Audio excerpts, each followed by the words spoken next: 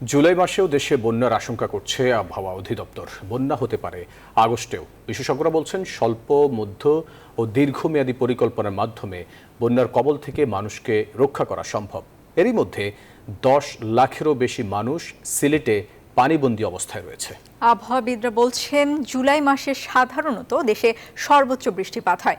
বৃষ্টি হয় আগস্টেও। তাই দেশের বিভিন্ন এলাকায় বন্যার ভয় থাকছে আগস্ট পর্যন্ত। অন্তরা বিশ্বাসের প্রতিবেদন।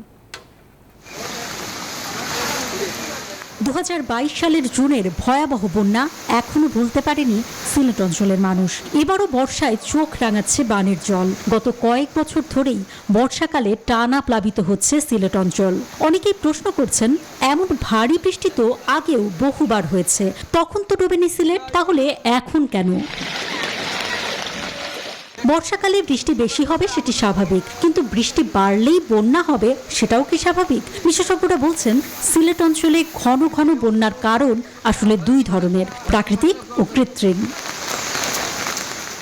সিলেটে এমনিতেই বৃষ্টি বেশি হয় সিলেট সীমান্তের ওপারে ভারতের মেঘালয়েও। উজানে মেঘালয় আর ভাটিতে সিলেট, তাই অতিবৃষ্টির পানি চলে আসে সিলেটের সুরমা ও কুশিয়ারা নদীতে। বিশেষজ্ঞরা বলছেন এই দুই নদীর নাব্যতা কমে যাওয়ায় অল্প বৃষ্টিতেই বুক উছলে প্লাবিত হয় নিম্নাঞ্চল। সাথে অপরিকল্পিত নগরায়ন, জলাশয় ভরাট হয়ে যাওয়া, দুর্বল ড্রেনেজ ব্যবস্থাপনা, পাহাড় কাটার ফলে ছড়াগুলো ভরে যাওয়া বন্যার কৃত্রিম কারণ। নগরে বাঁধ দেয়া আর নদী ড্রেজিং এর পরামর্শ বিশেষজ্ঞদের। বেশ কিছু পদক্ষেপ নিতে হবে, কিছুটা স্বল্প মেয়াদী, কিছুটা মধ্যমেয়াদী এবং দীর্ঘমেয়াদী। শহর রক্ষা বাদ দেওয়া যেতে পারে, স্লুইস গেট এবং পাম্প স্থাপন করা যেতে পারে।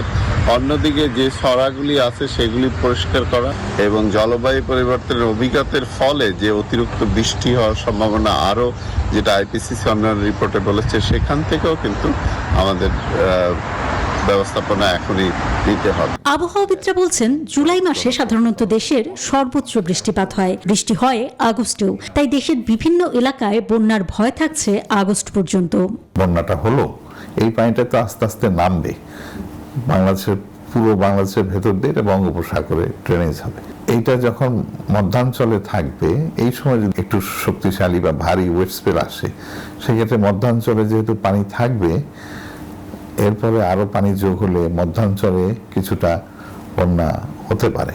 এদিকে ভারতের আবহাওয়া বিজ্ঞান দপ্তর জানিয়েছে দেশটির অরুণাচল, আসাম এবং মেঘালয়ে আগামী কয়েকদিন ভারী থেকে অতি ভারী বৃষ্টিপাত হবে। অন্তরা বিশ্বাস, নিউজ 24, ঢাকা।